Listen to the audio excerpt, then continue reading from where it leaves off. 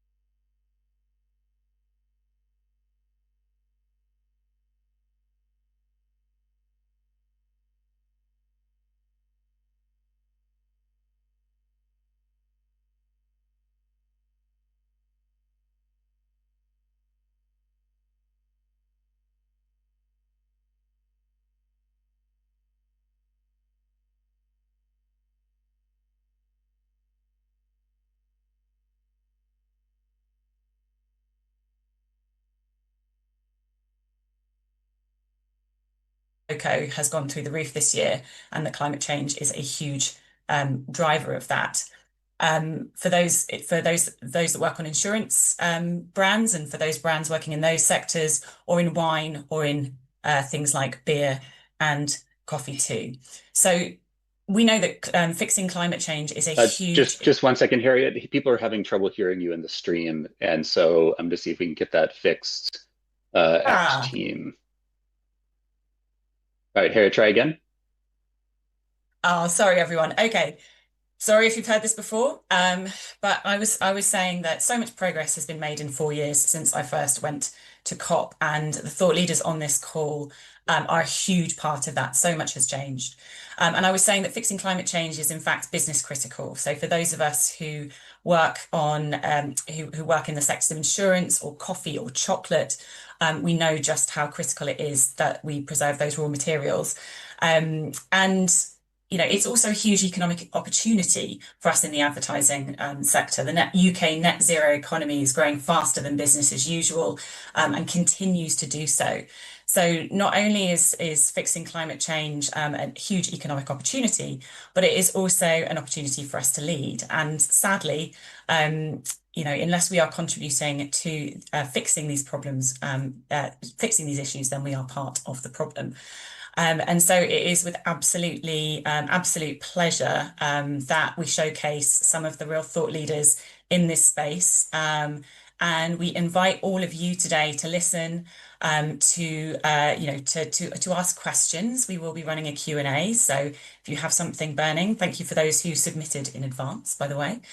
This is your opportunity to really explore this topic and to learn from those who are leading.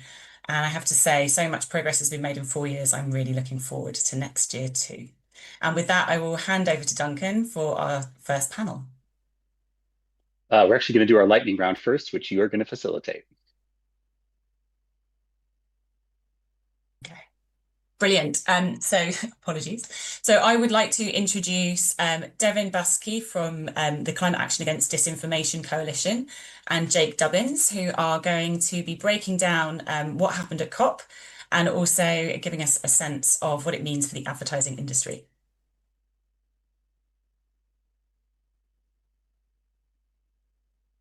Hi, everybody. Thank you very much, Harriet and Duncan, and thank you for giving the opportunity.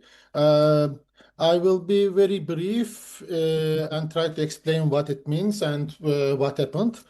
First of all, this COP was different from the others, as this was the first time climate disinformation, its impacts, the business model that amplifies it, and the actors behind the climate disinformation was officially became one of the issues that United Nations Framework Convention on Climate Change and the Paris Agreement mechanism decided to solve. Information integrity was for the first time codified into this main agreement, which was signed and currently implemented by more than 190 countries. And these countries basically acknowledge the problem in the information ecosystem that leads derailing climate action through amplifying false narratives through attacks to journalists or through preventing climate information, preventing access to climate information. In addition to that decision, which is a milestone, which is the first time that we have seen in not only climate space, but beyond climate space, countries officially committed to take action against disinformation activities, their amplification, their means, and problems in the business ecosystem that leads their amplification and uh, their access to not only vulnerable communities who are impacted by climate change, but also decision makers. So the agreement basically is a mechanism that created the Paris Agreement, and this is the first time that countries are also taking action against it. In addition to that, there was also a very clear information integrity declaration that was signed currently by 21 countries, which includes much more detailed actions. And in that actions, there are two main actions these countries committed. One is to ensure data transparency on climate change related information and build legal frameworks to protect climate truth.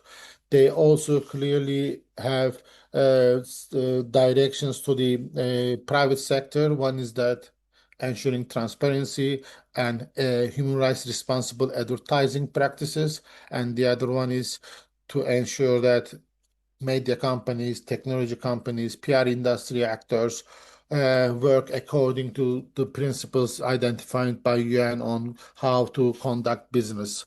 I will leave it here. I think Jake will mention more in detail about how this decision can influence the business model and the current business dynamics uh, in terms of advertising, especially. Yeah, thanks, Devin. I have a few slides that hopefully will pop up now. But yeah, the first one here is just as has already been said, this was called the COP of Truth for the first time, and information integrity was at the core of those negotiations. This is a readout of what's called the Global Initiative for Information Integrity on Climate Change, which is chaired by the Brazilian government, the United Nations, and UNESCO, who are core partners of ours. On to the next slide, please. Um, so as both Harriet and Devin had said, this is, 4 years ago, not many people were talking about this issue in Glasgow. And 4 years later, we have a decision within the actual outcome document. So just, I guess, how we got there. One of the things on the Global Initiative, Conscious Advertising Network, obviously who I represent, and Climate Action Against Disinformation are actually advisory group members of that global initiative, alongside the IPCC, the World Meteorological Organization, IPIE, and others. And then this is the chairs at the COP announcing the declaration. So on to the next slide, please. So there were four big moments within this COP that are relevant for information integrity and specifically then relevant for advertising. I won't, anybody who wants to see these slides can have them afterwards. But first of all, there was an open letter organized that was signed by over 400 scientists, climate leaders, and businesses. There was a formal declaration that at the time was signed by 12 countries and now 21. The COP president launched something called the Plan to Accelerate Solutions, which is going to lead up to the next COP in Turkey, COP31. And then the information integrity language was codified into the cover text agreed by over 190 countries. On to the next slide, please. So just a little bit more detail about all of those. This was the open letter that was launched by scientists, business leaders from renewable energy, faith leaders, legal experts, as well as Brazilian civil society and other civil society, C40 cities as well. And so it asked for the COP to unequivocally recognize that upholding information integrity is a prerequisite for effective climate action. Next slide. Moment two was this declaration, which was then signed, as we said, by 12 governments straight off the bat. This is a picture of everyone from a prince of the Netherlands to ministers and ambassadors. And just a quick piece of the language that is specifically relevant to advertising there. It says to promote and to support the sustainability of the media ecosystem. And then finally it says, on climate and environmental issues, as well as policies on advertising transparency and accountability. Next slide, please. Now, this one is a really long one. I really want to draw your attention to, I'm not going to go through all of this. We do not have time. The second to last one, this is the Plan to Accelerate Solutions from the COP presidency on information integrity. And they've asked for an advancing corporate accountability by creating a charter for accountable climate advertising and securing adoption by the private sector. And that includes statements on healthy incentives, oversight, data availability, supply chain transparency, and client disclosure. And then finally, the moment four was, as Devin has said, the codification of information integrity into the final document.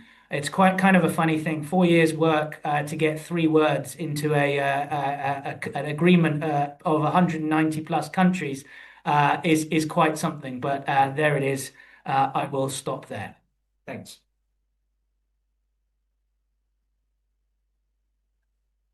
Thank you. Three very important words, however. So I'd like to invite Shweta up next to talk about your work.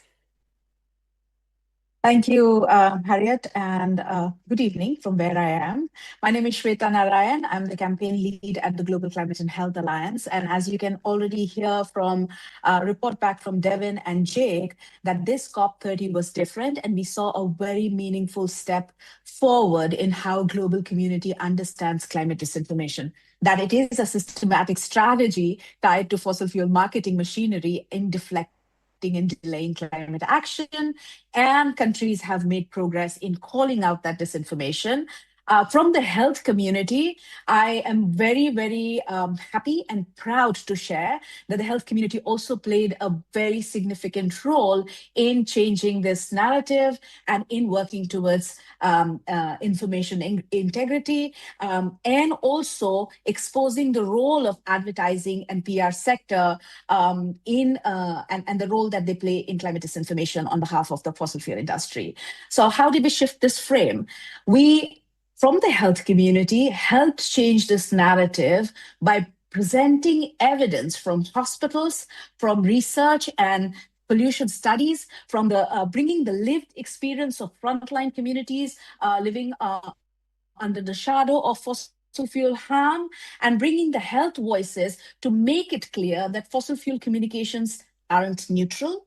They influence public understanding of risk, delay protective policies, and ultimately shape health outcomes. So by reframing fossil fuel marketing as detrimental to health, as determinants of health, we strengthen the demand for governance and accountability, which the information integrity work underpins. And one of the biggest milestones that I'm very proud to share, that we also shared at the COP platform, that as part of our initiative, which is called Break the Fossil Influence Campaign, over 120 health organizations have now made a commitment not to engage with PR and ad agencies associated with fossil fuel industry and their disinformation machinery.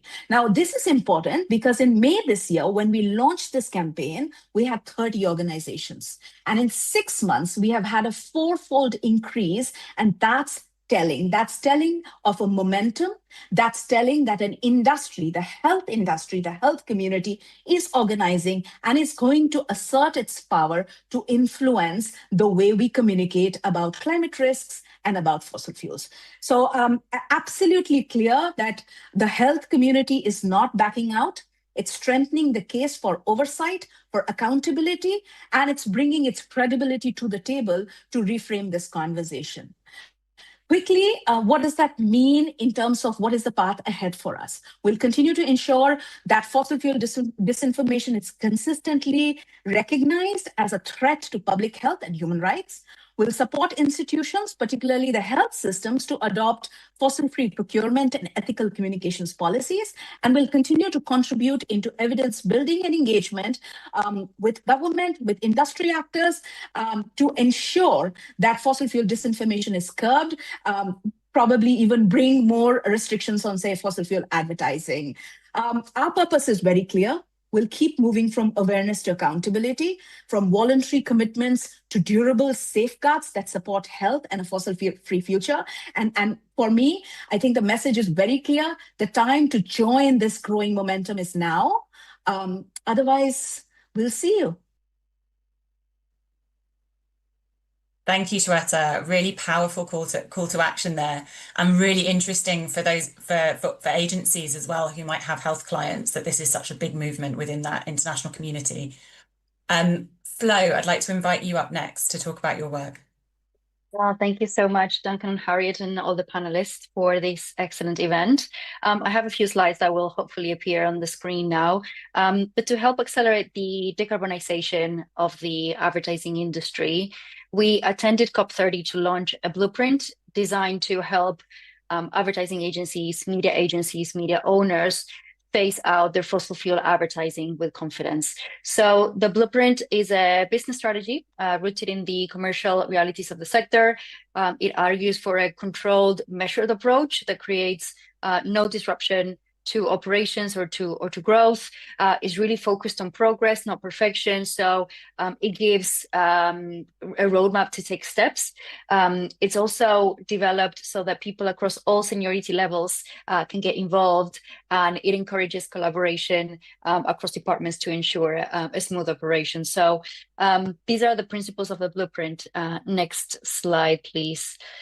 And really, the blueprint introduces the concept of the 5 levers of change to phase out fossil fuel advertising, because they represent the 5 functions that are present in every kind of business and that need to be engaged to deliver a controlled transition away from fossil fuels. And these are finance, legal and compliance, the board, internal culture, and operations.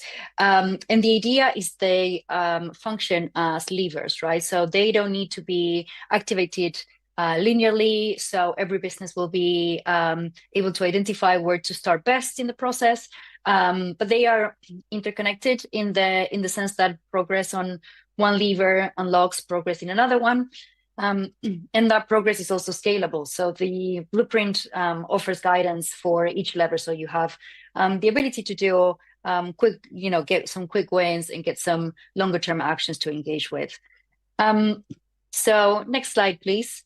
The blueprint gives you guidance, so you can identify how much of your revenue depends on fossil fuel clients. You can understand how to engage your legal team to develop a compliant phase out, and to also influence the board on the material risks and the opportunities of a phase out. It helps you with how to support your staff who might be currently working on fossil fuel clients and how to help them transition away from them into new sectors. And it also it helps you with understanding how to adapt your operations so the business is ready for a fossil-free future. You can download the blueprint by scanning the QR code or visiting our website at climatelabs.org. But yeah, very happy to be sharing it with everyone. And the reception at COP30 of the blueprint was really good, and we're hoping that it will accelerate the change in the industry. Fantastic. Thank you, Flo, because that's the argument we hear so often, isn't it? That actually agencies can't transition away because they'll lose jobs. And it's great to hear that there's such a concrete plan and that it's been received so well. Next, I'd like to invite Lucy Shea. Please join us. Thanks, Harriet. I'm Lucy Shea. I'm the CEO of Futera, and I'm also the interim exec director of Futera Solutions Union, which is an independent non-profit set up by Futera. So I couldn't be more delighted to join this panel. It really felt like an honour and a privilege to be at COP this year with many of you. And it's, again, such an honour to join these wonderful thought leaders on what happened. So for me, COP felt a little bit like a game of two halves. So the brilliant focus on information integrity spread even further. So I was very honoured to co-moderate the COP presidency event on ACE, which is Action for Climate Empowerment. And in terms of how COP works and how these things build over time, ACE is quite a good example of that. So it's laid down in Article 12 of the Paris Agreement that governments must encourage public empowerment and bring their communities on the way with them on climate action, basically. It's also in Article 7 of the Convention, and now there's an annual event on action for climate empowerment mandated in the Glasgow Work Programme. So that was COP28, I think. And the theme this year was information integrity for the very first time. So we had this amazing event with wonderful speakers from the UN and the wider ecosystem, all looking at how you link information integrity with wider public empowerment. And the expertise in the room was absolutely fantastic. And what you may not know as well is there's COP negotiators on public empowerment. So I think this real push on information integrity is going to give those negotiators much more to chew on, if you like, in the coming years. So that's great to see.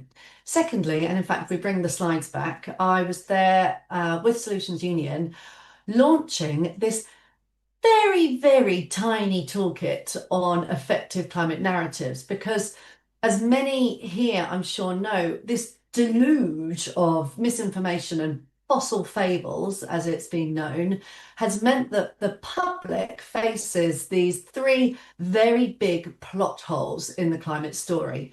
One of sacrifice, a very well designed over story saying that climate action will be worse, basically, that you will have to sacrifice your lifestyle or sacrifice, your job or whatever it may be. And that is overridingly the sentiment that people feel. Secondly, a feeling of helplessness that you can't make a difference, that no matter what you do, your personal action is not relevant or doesn't contribute. And thirdly, general fatalism. 1 in 5 young people, and this is now rising as a climate fatalist, this feeling that it's too little, too late. And these are not accidental plot holes. These have been designed and pushed forward. So if we go to the next slide, over 25 years at Futera, we've gifted our IP to Solutions Union and also done this enormous, extensive review of the evidence base out there, the global evidence base, on what are the effective narrative frames. And so this is for community groups and NGOs, but also for those that work in the advertising and communications industry to kind of hold on to what you know. You know an audience first approach works. You know that linking to what audience benefits by is the way to sell things. And so that's what this toolkit is about. It's basically takes a psychographic approach to audiences. And also what you'll see on the slide there's the 8, it's 101, but the 8 established frames that will work when telling a story on climate change, from awe in nature to economic empowerment, to personal agency, etc. And so if you go on to the next slide, just a little sneaky peek of what you will see in that toolkit is it's taken this entire piece and boiled it down to a few audience cards, 3, and then 8 narrative frames, and how you use them and who they work best with. And so you use them to unstick a campaign, to, develop a new campaign, etc. And final slide just shows the breakdown there. So, my call, I know I'll come on to this at the end, is for the advertising and comms industry. We need you to sell the solutions and to remember what you know best, your years of experience in this field. Fantastic, thank you. And as someone who's had to tell many climate stories over the years, like that kind of framework is just so important. And actually, that's going to make sure that, I mean, a big part of ensuring, and for those that we didn't do a definition of information integrity up front, actually, which we probably should have done, but it really is about the kind of the quality out there in the information ecosystem. And we know that the quality is quite bad at the moment, and that consumers are really confused. We've all had pub conversations. We all know that people aren't really feeling the clarity in what they can do and the power behind that. So that is so important in telling that story. That storytelling element is so important, and something we are so well equipped to take on. Brilliant. Thank you, Lucy. Next, I'm going to introduce Jonathan. Thanks very much. Welcome. Thanks, Harriet. Hi, everybody. I've got some charts as well. My name's Jonathan Wise, and I'm co-founder of Purpose Disruptors, which is a not-for-profit based in the UK. Our mission is that the industry's output only promotes lifestyles, values, and behaviours that encourage citizens to live within planetary boundaries. And a way that we do that, one of the projects that I lead is on advertising service emissions. So first chart, please. Oh, okay. Okay. So service emissions was a framework created by the UN Race to Zero and Oxford Net Zero. And service emissions were intended to apply to kind of all professional service providers. So be that kind of management consultants, lawyers, advisors, engineers, architects, and of course, advertising firms and PR. And service emissions are defined as the greenhouse gas emissions that arise from or impacted by client activities that are informed by the services sold by that organization. So if you're McKinsey and you're working on an oil and gas program to get that contract made, then if you're McKinsey, then you should be responsible for the emissions associated with that oil and gas program when it gets up and running, because your contribution helped make that happen, and it wouldn't have happened without your contribution. Similarly, if you're an advertising agency and you're helping sell a bunch more cars, and you can prove that the incremental sales of those cars was caused by the advertising, then those emissions of making and running those cars are on you. And so what advertising service emissions does is it shifts the conversation about climate impact from operational emissions, the small circle, which is just sort of servers and the businesses and the production of the advertising, into a much larger realm and that is thinking about the client work that we do, the type of work we do, and the services that we offer. And so service to missions is basically a kind of a 6 actions that allow organizations to make the transition from the kind of the services they offer at the moment, which may well be kind of serving the existing economy, the high carbon economy, and transitioning those services towards client work that serves the low carbon economy. And those 6 actions are strategy and vision. So develop a strategy and vision to recognize, understand, and reduce your service emissions as part of your commitment to hitting the net zero economy.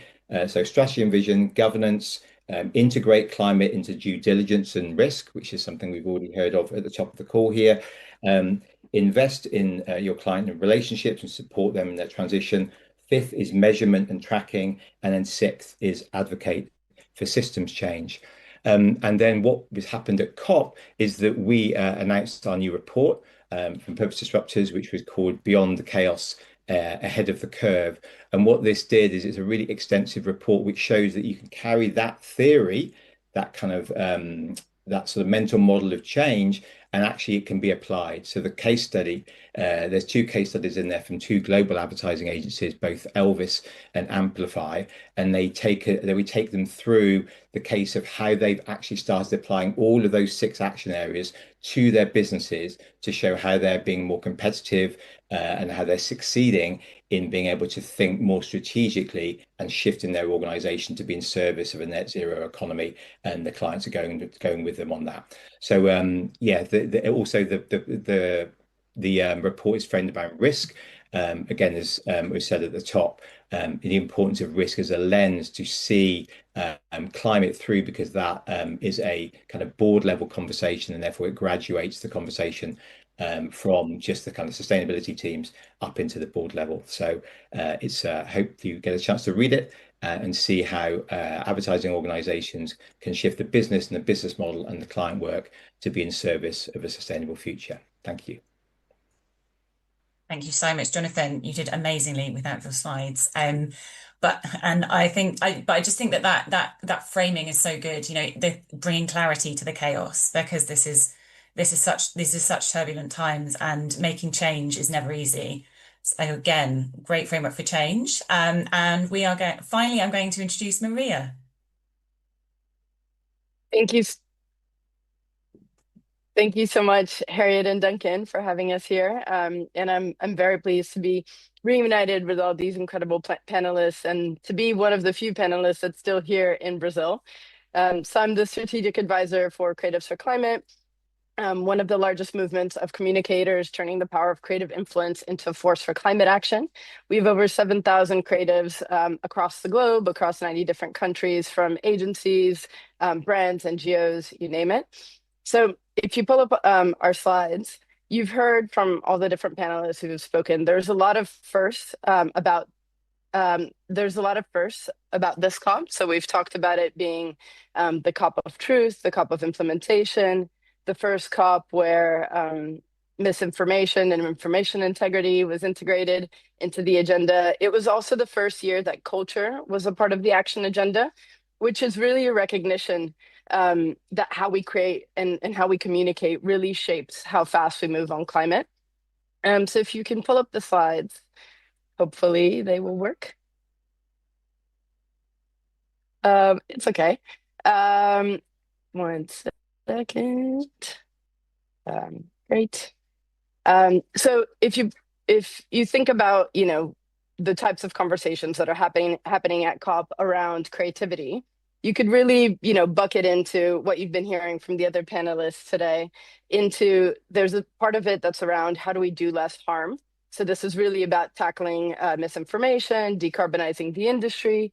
But then it's also, you know, just as equally important that we're talking about how do we do more good? How do we shift narratives? How do we mobilize communities, create new stories, and empower people to do more good? So that's really aligned with our approach at Creatives for Climate, and it embodies how we showed up at COP.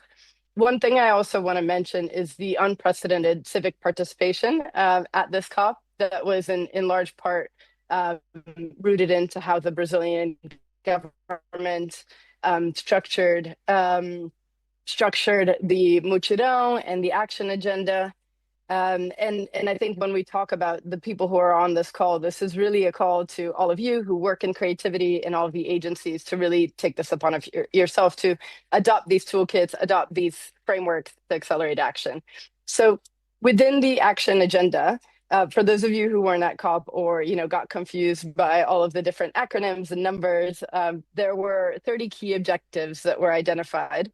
And one of those objectives, Action Area 19, was specifically around how culture is a lever for transformation. And so Creatives for Climate is proud to be co-leading two initiatives within that action area. One really around shifting narratives and the power of creativity, and one really around decarbonizing the creative industry. And I think the important thing to note is that the work happens before and after COP. During COP, it's all a mad dash and, everybody's exhausted and running from one place to the other. But there's an incredible amount of work from our partners and our coalition members to design these plans to accelerate solutions. And I think now the real work really starts as well to how do we take these plans to accelerate solutions forward and continue to implement them and scale them out in the world.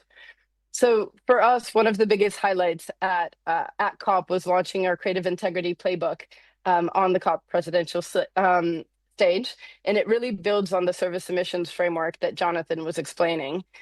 So within this playbook, people can discover the agency integrity curve that is, a step-by-step model guiding agencies from commitment into action and from, being at the beginning of their journey to really being pioneers. There's case studies from across the globe of how different agencies are implementing this. There's policy priorities of how do we ensure these frameworks get incorporated into legal action. And then lastly, one of the things that we also showed on stage is the ethical agency showreel. Again, it's just as important that we're encouraging people and giving the frameworks to do less harm, but also that we're really showing what good looks like. And our ethical agency showreel included a message from Benedict Cumberbatch and, swinging plastic anatomy and all really showing world-class work from fossil fuel free agencies on this big stage and empowering people around, the kind of work that can happen when we embed these types of frameworks into the agencies that we run. So excited to see more and more agencies being inspired by this work and downloading our toolkit as well. Thank you. Fantastic. Thank you, Maria. And the old saying that culture eats strategy for breakfast, it's such an important, again, it's such an important part of this work is to embed it within culture. Thank you so much to our panel. That was inspiring and really, really interesting. So we're gonna, I think we're gonna start by having by asking the panel a few questions, and I think I'll hand over to Duncan now. Yes. Okay, great. So we want to just have like a few directed conversations just to dive in a little bit more to some of these things because there's great collaboration happening across this network. So first of all, I wanted to follow up with Devin and Jake. So in light of the statement that was included on, or the statement on climate information integrity, what do you think the progress means for legislation? So COP is sort of a moment where governments come together and says, we'd like to do this. When are you sort of expecting, and what are you sort of expecting to see from governments actually implementing it? And Jake, in particular, it'd be good to get your insight on how the ad industry could be preparing for more legislative or regulatory action. Duncan, it's a very tough question, but we need to acknowledge that this is the first time governments say they want to have legislation on these issues particularly. And I think we do have also a lot of role to follow up about what they want to do. But looking at last 4 or 5 years in terms of legislation in Europe, in all around world, I think we do have pretty good chance that existing legislations are existing processes for legislations in terms of advertising, information integrity ecosystem, or digital spaces, we can expect that climate change will be at least start to mention in all those documents. For instance, right after COP, we already know that Council of Europe started the consultations, and there are now some non-governmental organizations working with Council of Europe in terms of discussing information integrity and climate. So I think we will see lots of stories about how new legislation started to discuss about climate action and protecting climate action against climate disinformation. Hey, yeah, and just to build on that, I mean, specifically for the advertising sector, I mean, this sector is a $1 trillion industry, and it funds our information ecosystems globally, right? So it obviously funds the free tools that everybody uses, but it also funds, you know, as we said, climate denial, climate disinformation. It's based on a sort of the attention economy. So the more of us on tech platforms and on online for longer, the more advertising can be shown to us all. But it's a very opaque system. So very big brands do not know that their adverts are appearing adjacent to and therefore funding everything from extreme weather disinformation, so effectively encouraging people that are victims of extreme weather not to trust rescuers, not to trust people coming to give them food. You know, and brands don't know they're doing that. And it's not just on extreme weather, it's, you know, general denial, but across the board, it's things like vigilante violence, it's suicide and self-harm content as well. You know, so Shweta talked about, you know, the health community, for example. You know, people's lives are being put at risk, and that is being monetized online. So that is the attention economy. So I think from a legislative point of view, it's really important that there is a transparent supply chain. We have that in most other supply chains. You know, supply chains aren't perfect globally, but they're a lot better than the advertising supply chain. You know, it's very, very opaque. Obviously, it's a benefit to advertisers. And we know of very big advertisers who have demanded transparency and actually taken control of their supply chain that are actually doing a lot better commercially and are seeing better results for their advertising by demanding that transparency. And I guess just finally, I want to close, you know, by also saying that, you know, this isn't just us talking about this. There was a piece written in the Financial Times yesterday saying that these crises are not going away. It is sobering thought that what we're experiencing now could be the most stable the climate will be for the rest of our lives. More extreme weather, more disruption, and more climate shock, they're baked in, the new reality.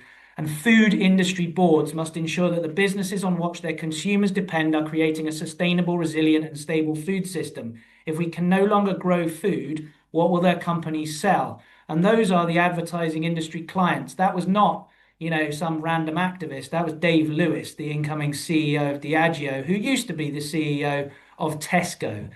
So I think this is highly relevant to the advertising industry to get their house in order from a transparency point of view, but also for legislators to take action too.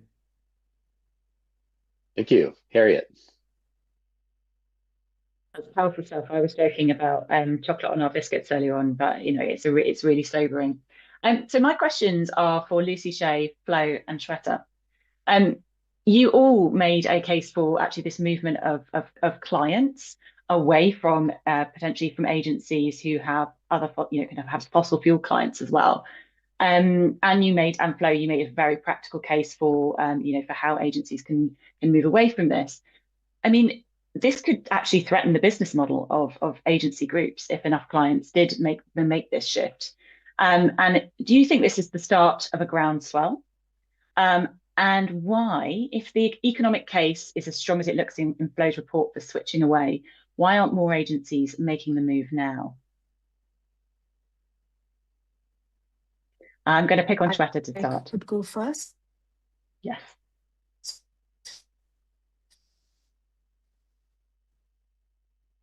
Shweta might have frozen. We'll take Lucy to start. Thanks, Harriet, and then I'll pass it. Right. Well, I'm really special. I'm sorry. Can you hear me? We can now, yeah. Am I audible? Okay, great. Yeah. Sorry for the disruption. Actually, there's incessant rains that's affecting our internet. Unusual for this time, but this is the reality that we live in. As I was saying, from a health perspective, when major health clients walk away from agencies tied to fossil fuel polluters, it's a direct challenge to the business model, and it is a beginning of a groundswell. We are making sure, and we are sending a message that the agencies or business models that profits from harm is not acceptable. And this is not new.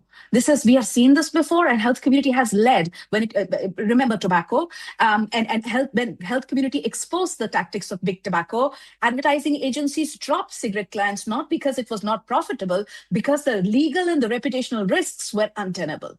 And that's the same shift is underway right now. The economic case is already strong. The hesitation is not because of financial issues, because of the failure to recognize the legal, reputational risks and the fact that promoting fossil fuels is as toxic as tobacco. So I think from our side, the message is absolutely clear that people's lives comes before polluters' profit. And the agencies that are acting now are the ones that will survive and do well and succeed in future. Powerful stuff. Lucy or Flo, who would like to go next? Shall I jump in? Yeah. Yeah, I mean, from the Futura perspective, I mean, agencies are moving, not enough, but agencies are moving. The kind of ecosystem moves we see, such as that Shweta outlined, health organisations committing not to work with agencies who work with fossil fuels is really helpful. We see it in RFPs at Futura. We have our requests for proposals that say, we want to know that you don't work with fossil fuel clients. We've pioneered a thing called the Client Disclosure Report that many agencies have signed up to. It's very linked to part of the service emissions approach that Jonathan and others have spoken to. But it is a tricky time, and there has been a brand drop-off in interest in talking about sustainability, and that in some markets, not in all markets. We've got teams in Mexico who are happy working away still, but there's been a big drop-off in interest. And I'll say something slightly controversial. The very unfortunate demise of the Green Claims Directive might actually loosen things up again for brand communications on sustainability. And it's not going to last forever. We go in these boom busts with sustainability communications, and right now we're in a bit of a bust, but I've lived through 3 of them already. It will boom again. So I think really agencies, and there's many strong signals, Fresh talked some, they're all in flow, I'm sure will continue on, but the fossil fuel ad bans are on the horizon.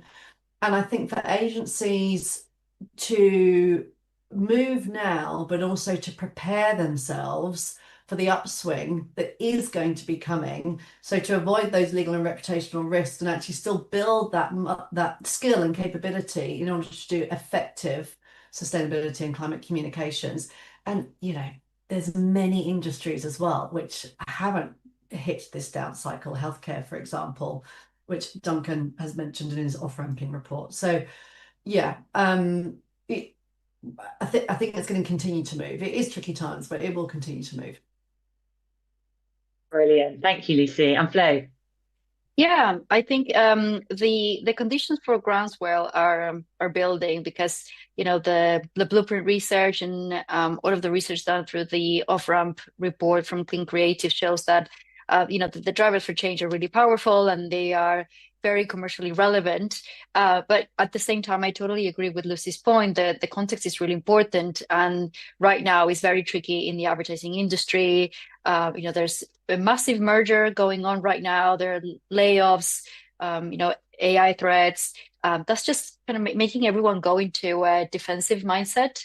And agencies feel like they will be punished if they kind of like act alone. But I think it will just take one network, one of the big ones, to do it, to take action on phasing out their fossil fuel clients and say, We are going to keep working on what makes us great, but we're just going to say no to this particular type of client moving forward. It would just take one to then catalyze the rest of the industry. It's just the question is, who will take that leadership opportunity? Because if you pair that up with the very good point that Shweta is raising in terms of the conflict of interest, then it becomes a real opportunity, because if clients start reviewing their agency relationships and they say, oh, we're actually working with agencies and media owners that promote fossil fuel clients, and that is actually threatening our own business, then that is probably gonna contribute to making the advertising industry get a little bit nervous. So hoping that those two things align, that there is change that comes from within the industry, that somebody takes that leadership opportunity, and also that clients really insert their own pressure into the issue. Fabulous. Thank you. So there's a mixture of carrots and sticks there, but a real leadership opportunity. Duncan, I'll hand over to you. Great. So this is going to be our final kind of question, for prepared question, and then we're going to have a few from the audience. If you're watching on YouTube, you can ask your question in the chat. So this is a question for Jonathan and Maria. You've been working closely. One of the things I love about Purpose Disruptors and Creatives for Climate is how closely you work with professionals in agencies on developing platforms like service emissions. Particularly when it comes to service emissions, how did those conversations with agencies shape the proposals and the frameworks you developed? And what advice would you give to agencies who are just getting started with measuring their total carbon emissions? Yeah, thanks, Duncan. I'll go first. Sorry, Maria and I said that I go first. We had the Advertiser Emissions Working Group that we've been running as Purpose Disruptors for about 4 years now. And that features leading kind of global agencies. I think we've got 4 of the 6 holding groups represented in that, and major media owners as well. So they have helped shape the advertiser emissions methodology that we use, and also they kind of help shape the response that's fed back into the Oxford University, Oxford Net Zero, because they on the ground have basically taken that theory into practice, and we've created a feedback loop that then influences back into Oxford. So I think that it's both a really good representation or demonstration of how kind of academia and academic rigor are linking and transferring information to industry, and therefore feeding back into academia as well with our partner University of Portsmouth. So I think this is a very interesting thing. So it shows how it can both be theoretically sound and practically deliverable. And I think from an advertiser emissions point of view, so in our recent study, sort of one of the agencies, their advertiser emissions were like 42 times higher than their operational emissions, which demonstrates the size of the extra emissions and extra emissions associated with the consumption that they drive. Thanks, Jonathan. And just building on that, and I think taking a bit of stock on, the importance of the conversation and how it's evolved. Up until recently, emission consequences of creative influence and the service industry in general have largely been absent from the dominant thinking, from global standards, and what businesses are measuring. So that means that agencies are looking to reduce their operational emissions, but not necessarily like changing the types of ideas that they're propagating into the world, which arguably has as Jonathan was mentioning, has an exponential consequence. So what's really exciting about where we're at now is that there's a lot more clarity around not just what needs to stop, but also what climate aligned advice and like campaigns can actually look like with this inspiration from pioneering agencies. So when you look at the work that Purpose Disruptors has done, establishing the methodology behind our advertised emissions, our work at Creatives for Climate is really complementary to that, because you've got the measurements, and then we're helping give people the tools to do action, the shared language, the forums for systemic collaboration across agencies. So we really work hand in hand alongside each other.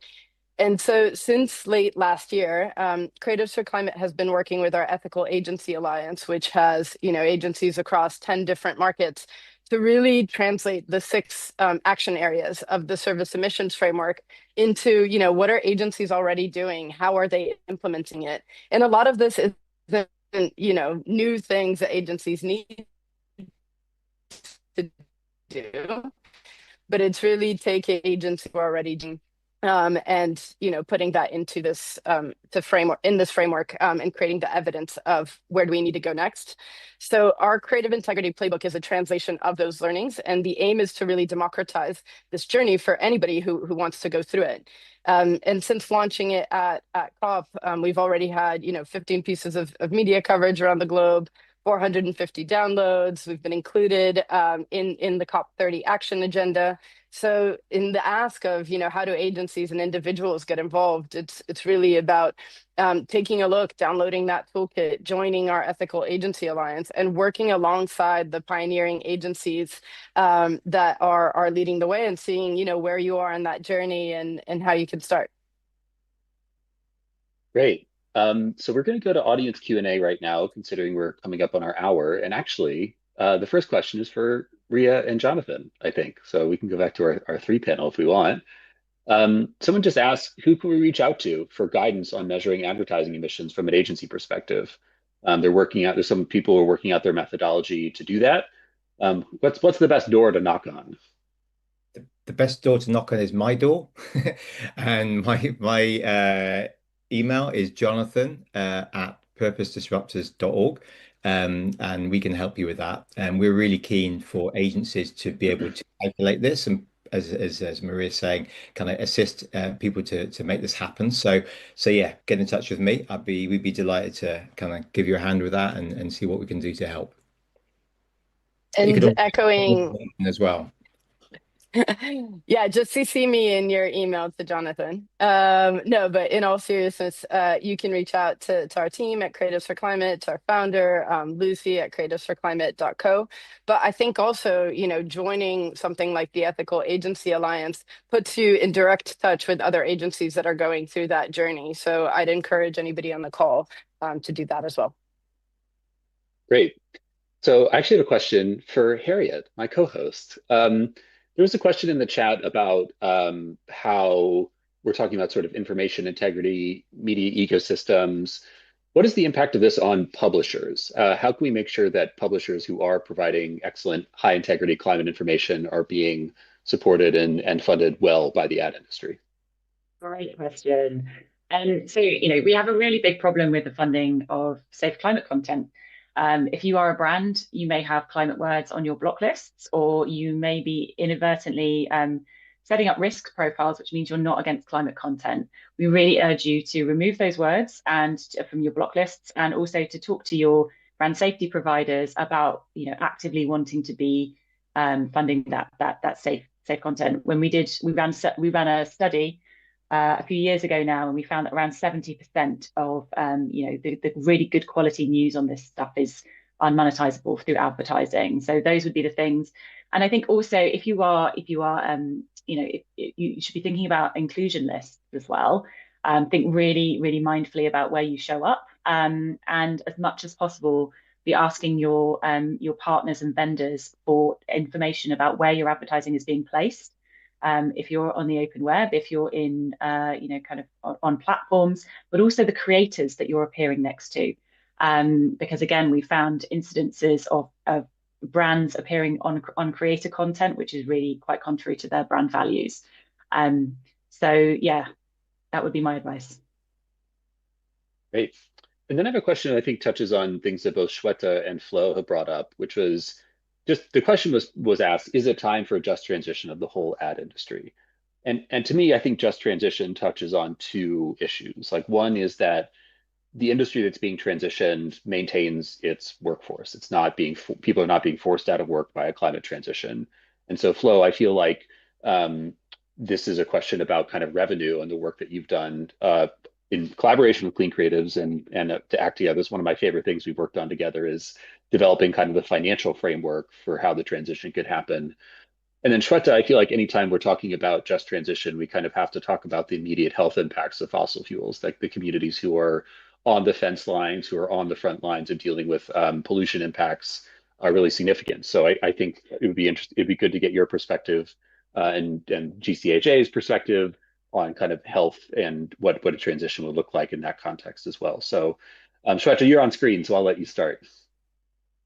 Yes, indeed. And I mean, the key word in this phrase, just transition, is just. That means we are not replacing one form of operations with another, but we are centering justice, equity, right in the middle of this conversation. So when we're talking about just transitions away from fossil fuels, we're not changing one form of energy with another form of energy, but we are actually ensuring that the historical injustices are reversed and not repeated. And the same goes for in the ad industry. When we're talking about transition, we're talking about centering ethics and integrity, which is core to any business. It's an opportunity, of course, because the tide is changing. We are talking about a fossil-free future.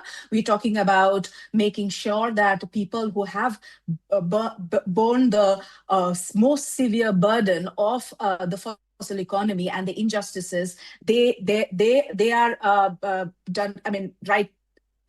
Things are done right by them, but at the same time, if we want to make sure that this practice is institutionalized, we have to center ethics, justice, integrity in our work. And as I said, now is the moment. Now is the moment to show the way in the future.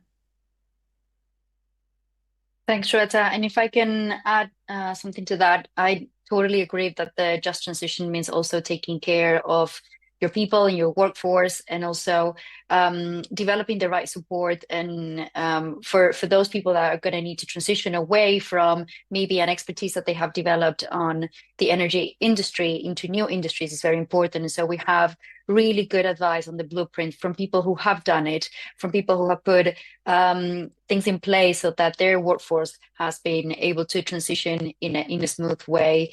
And I also just want to say that phasing out fossil fuel clients does not mean does not require a full business transformation. It does not mean walking away from what makes your agency successful. It just means focusing on other types of client that allow you to engage in a just transition from a revenue perspective as well as a workforce perspective.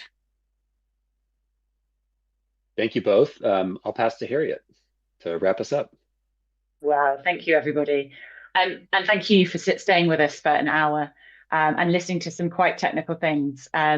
But I think if I was just gonna recap, we've heard that there is huge multilateral agreement around the importance of information integrity, and particularly around climate. We've heard that the advertising industry is being called on to respond not only by clients, but also by internal thought leaders. We've heard from frameworks for action, frameworks for how you can support information integrity, and we've also heard that actually the rewards for doing so will be huge, not just from a client, but also from an employee and talent perspective. So thank you so much to all of our speakers. This has been incredibly informative. Thank you for sticking with us. So there will be a wrap-up email that will go out at the end of this. There will be so where you can get all the information that you need about what to do next, because something I'm taking away from this is that there are some really concrete next steps. We can all investigate these initiatives, we can read these reports, and we can work out exactly what the next steps are for us.